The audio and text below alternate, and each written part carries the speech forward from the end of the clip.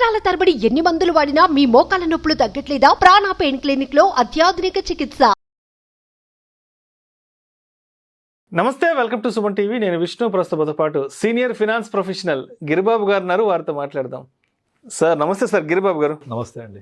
Sir Giribabu గారు, రీసెంట్గా ఢిల్లీకి చెందిన ఒక చార్టెడ్ అకౌంటెంట్ వాళ్ళ పిల్లవాడి ప్లే స్కూల్ ఫీజుకి సంబంధించిన ఫీజ్ స్ట్రక్చర్ని సోషల్ మీడియాలో షేర్ చేశారు. సో తను షేర్ చేసిన దాంట్లో సారాంశం ఏముందంటే,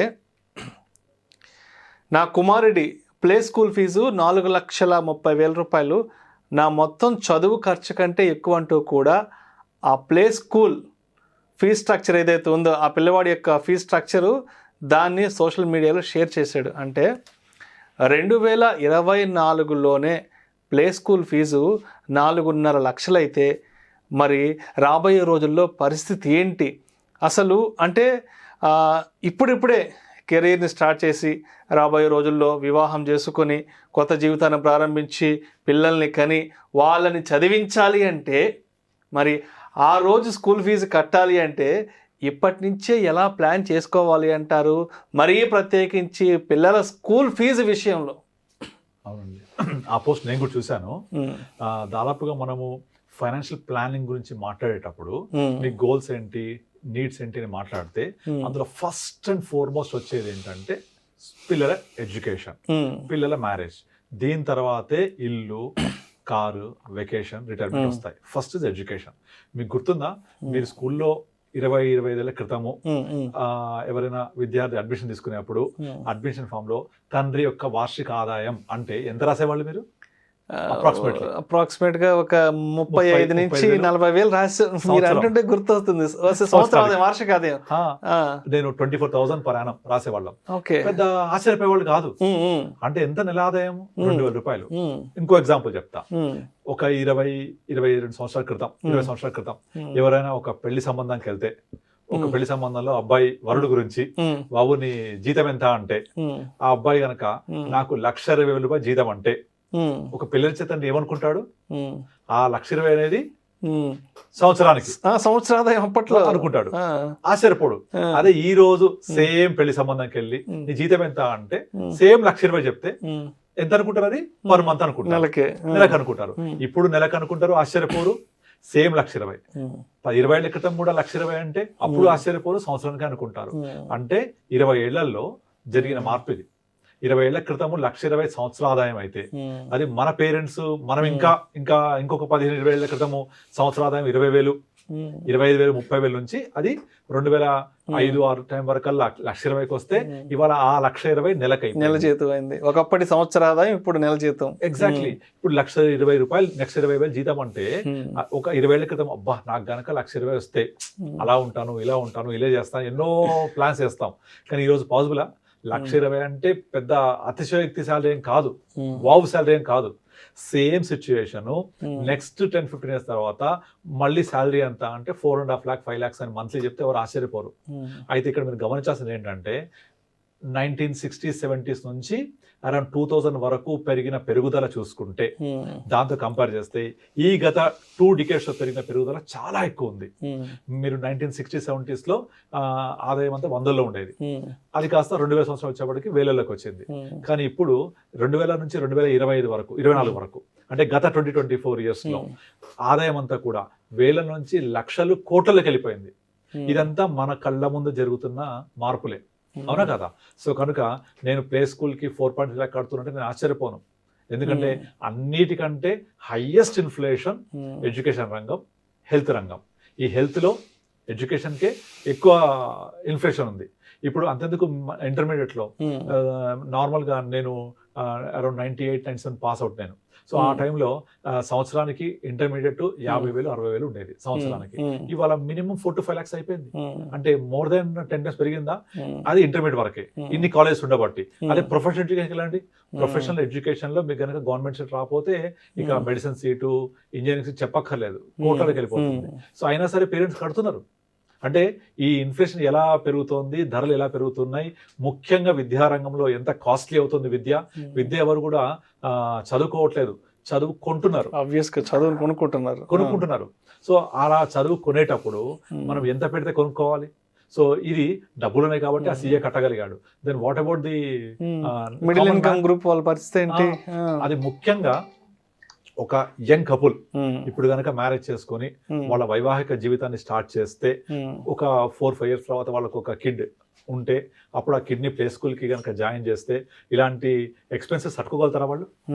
కానీ ఇంత కాకపోయినా ఖర్చులు అనేవి పెరుగుతున్నాయి, ఖర్చులు పెరిగాయని మాత్రం అందరూ తప్పకుండా ఒప్పుకొని తీరాల్సిన అంశం. మరి దీన్ని ఎదుర్కోవాలంటే ఏం చేయాలి? ఎదుర్కోవాలి అంటే తప్పకుండా వాళ్లకు కెరియర్లో తొలినాళ్ళ నుంచే సేవింగ్స్ స్టార్ట్ చేసుకోవాలి, ఇన్వెస్ట్మెంట్ స్టార్ట్ చేసుకోవాలి. అలా ఇన్వెస్ట్మెంట్ స్టార్ట్ చేసుకున్నప్పుడు మాత్రమే ఆ యొక్క పెరిగే ఖర్చుని తట్టుకునే అవకాశం ఉంటుంది. నేను చాలాసార్లు చెప్పాను, మన లైఫ్ అంతా 3 parts గా డివైడ్ చేసుకోవాలి. 25, 25, 25. ఫస్ట్ 25లో పేరెంట్స్ హెల్ప్ చేస్తారు.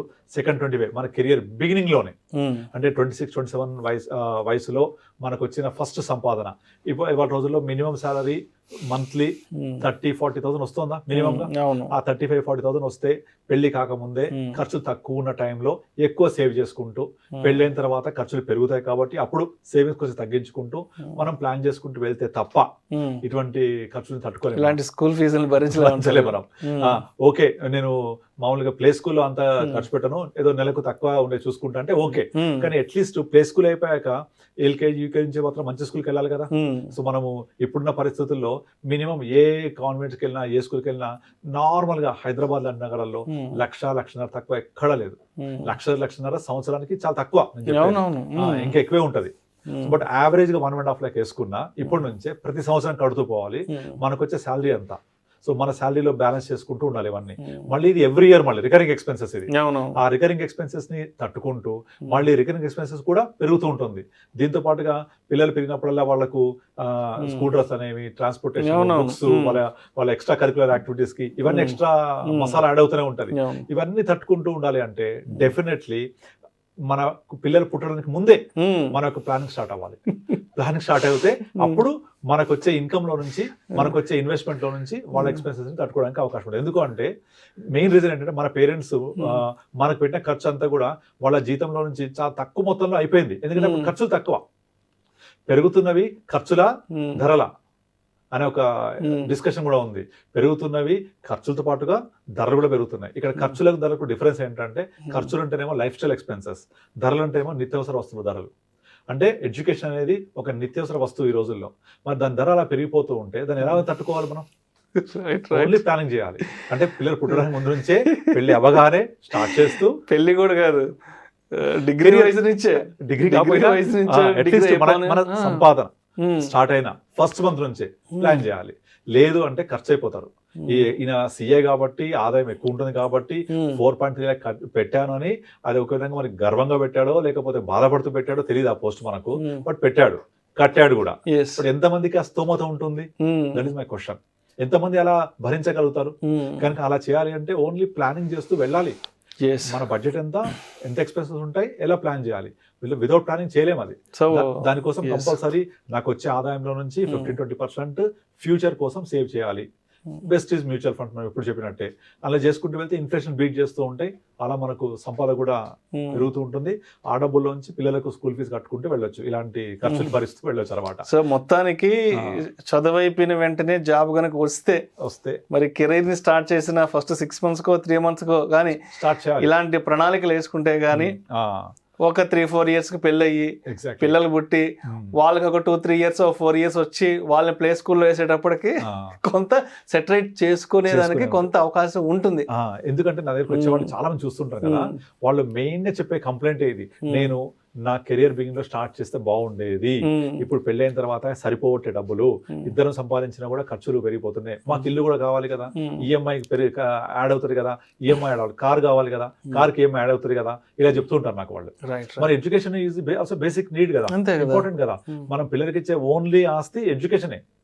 దాన్ని ఇంత పెరిగిపోతున్న ఖర్చుల్ని తట్టుకోవాలి అంటే ప్లానింగ్ ముందు నుంచే ఉండాలి. That is what I'm saying. ఆ ప్లానింగ్ ఉంటేనే మనం చేయగలము.